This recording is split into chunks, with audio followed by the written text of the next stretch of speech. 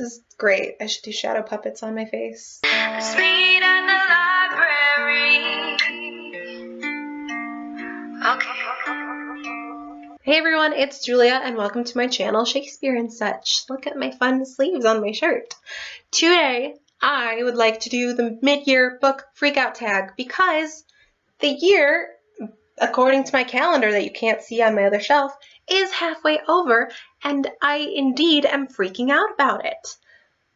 Somebody please hire me before the fall school year starts. Please. But this video is not about my need of employment. It is about the books that I've read so far in 2017. I believe this tag was started by Chammy from Read Like Wildfire and Ellie from Earl Grey Books. Nailed it. So let's jump right in. I'm excited. This tag pulls no punches. The very first question is, what's the best books you've read so far? That was not plural. The best book you've read so far in 2017. And for that, there were like 3 really strong contenders, and then I brought it down to 2 that are actually quite similar, but eventually I landed on the one that I read more recently, and that's Jane Steele by Lindsay Fay. This book is so good. It's really hard to describe, but Jane Steele is kind of a retelling of Jane Eyre, except also the titular main character's favorite book is Jane Eyre, so like it exists in her world. It's weird, but great. And she kills people. I feel like that's kind of all I can say without spoiling anything, so I will just leave it at this is a wonderful book, and if you'd like more details and a more eloquent description of what it's actually about, you can check my full review on Goodreads. Always be plugging. Yep, it's in the links below. I love this book! Question 2 is, what is the best sequel you've read so far in 2017? This one was hard because I haven't actually read that many sequels in 2017, but what I did read this year is the majority, as in finishing up, of A Series of Unfortunate Events, which is so good. I love that series. But to give a specific answer, my favorite sequel that I've read is number 6, which is the Ersatz Elevator. And it was just really good. It's kind of hard to explain because it's a children's series, so the books are pretty formulaic, where it's like, here's your new guardian, things are not so good, and chaos happens, Count Olaf shows up, how will it end? And then on to the next book. This one kind of broke the mold a little bit, and it got me all excited. It was, think of it as the Goblet of Fire of the series, where it just really kicked things into high gear. And also it featured a semi-decent guardian for once, which always makes me happy. It doesn't happen that often in this series. And it had a brief appearance of some of my favorite characters in the series. Spoilers right now until the words go away. It's the Quagmire triplets. I love them. So yeah. That was a really good one. Also, it had a twist at the ending that I didn't even see coming, and I'm an adult. Like, you'd think I could predict a kid's book, and I just didn't. It was great. Question 3, a 2017 release that you have not read yet, but want to. I was gonna go get this one off my shelf, but it was like sandwiched between a lot of books, and I was really lazy, so I just didn't. But it is The Gauntlet by Megan Shepherd, and it is the 3rd book in the Cage trilogy. I believe it's the final book. And I read the first 2 books in 2016 and they kind of like blew my mind. I just really need to know what happens in this last one, and you'd think I would have already read it because it came out in like May, but no. I don't make sense often. My choices, that is. And my words. A lot about me doesn't make sense. Question 4 is your most anticipated release for the later half of 2017.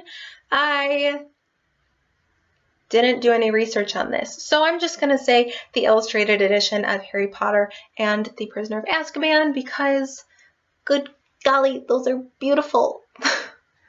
Also, are they doing this for the whole series? Because I feel like I'm the only person who has expressed concern for how big the last 4 books are going to be. Like, they're just going to be massive. Beautiful, but huge. Number 5 is biggest disappointment of the year. You know what? Gosh, I'm just so generous. I'm going to give this award out to 2 books. How you like them apples? They're actually both 2 classics. Scandal. Like modern classics, though. The first one is, I actually forgot what it was called. That's embarrassing. The first one is The Bell Jar by Sylvia Plath. I buddy read this with my best friend, and she loved it, so I was like, I'm gonna love it too, and I didn't love it at all. I didn't find it very relatable. I didn't find it very entertaining. I was mostly bored and or confused for the entire story. The main character, I just felt very detached from. I can't even remember her name, so I think that says a lot. And yeah, the only really, really good part about that book is the whole like fig tree analogy, metaphor. What's the difference? One of those. I'm not going to try to paraphrase it. It's beautiful. Look it up. It's very relatable if you're in your early 20s. But other than that, I got that book from the library and very swiftly returned it. The second book that very much disappointed me in 2017 was And Then There Were None by Agatha Christie. Oh, I mean, I was enjoying it like to a certain extent as the mystery was happening, and then I just felt like the ending was so lazy. Like, I'm not mad about who the killer was. I actually happened to guess the killer. Nice job, me. But just the way she handled writing it at the end felt like just giving. It was literally, you know how everyone, when you're writing, they're like, you have to show, not tell. She just told us. She just told us everything. There were no clues planted throughout the whole mystery other than like people's personalities. That's the only reason I managed to guess. Is that a spoiler? It can't be.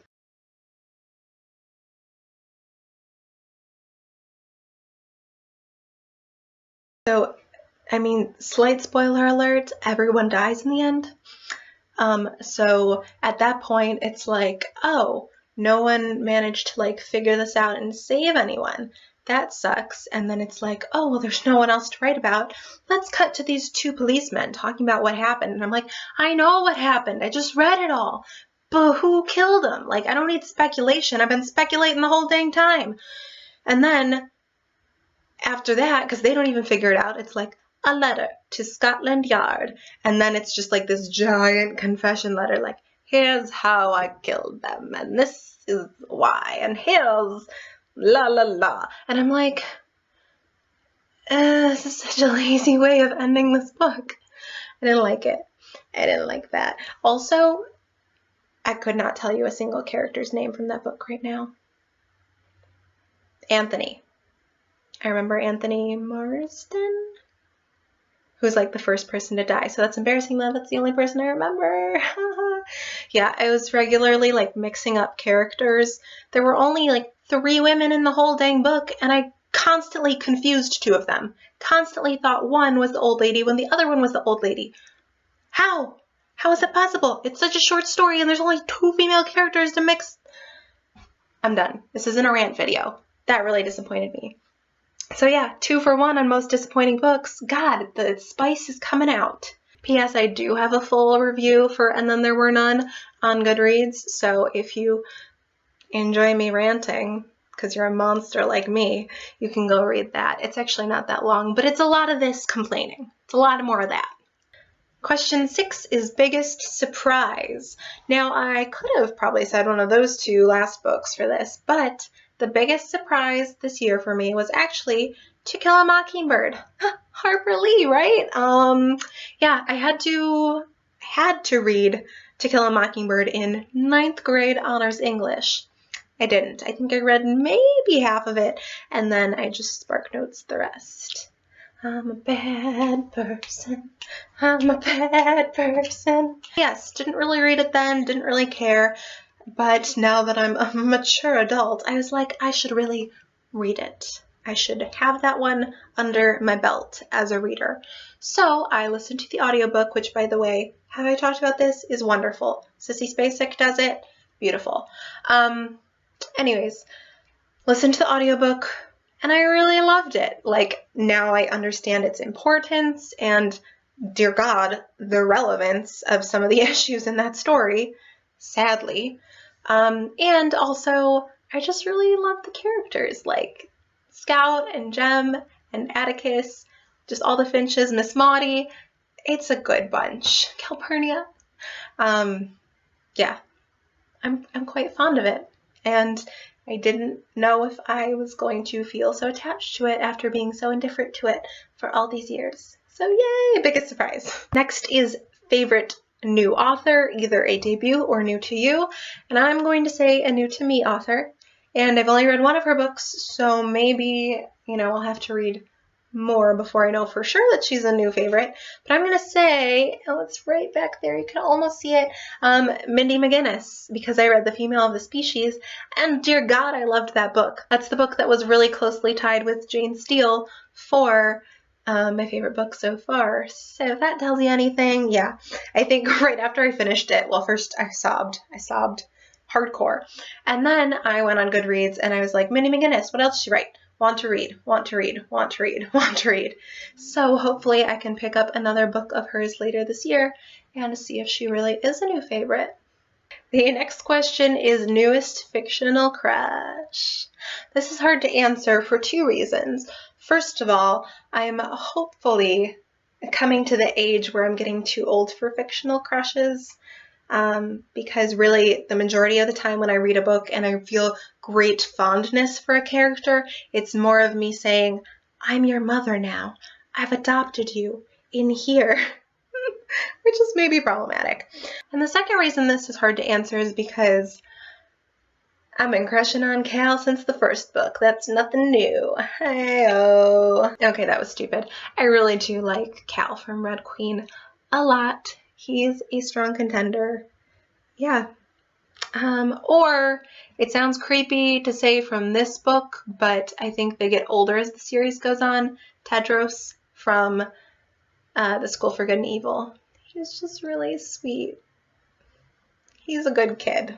Okay, question 9 is newest favorite character, and there are so many answers flooding into my brain that I'm literally I'm going to scroll through my reading challenge and tell you all my faves. Like, not for every book, dear God, but there's quite a few. So, Klaus Baudelaire from A Series of Unfortunate Events.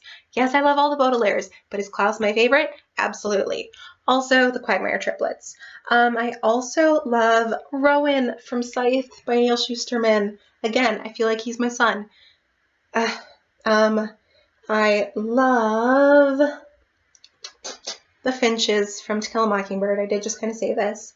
I love Agatha a lot and Tedros a lot from The School for Good and Evil. I like Sophie, but I'm also terrified of her, so she's not my fave.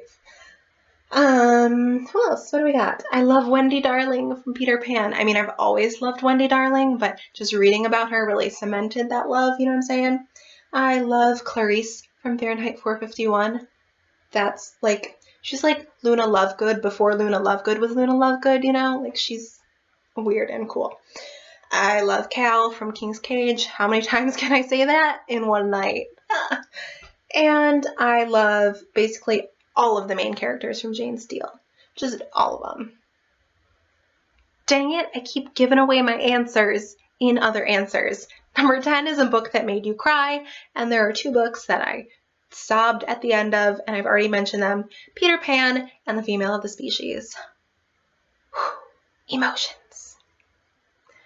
And I'm not talking about the Carly Rae Jepsen album, but that's a masterpiece. Number 11 is a book that made you happy, and for that I'm going to have to say Goodbye for Now by Catherine Ryan Hyde.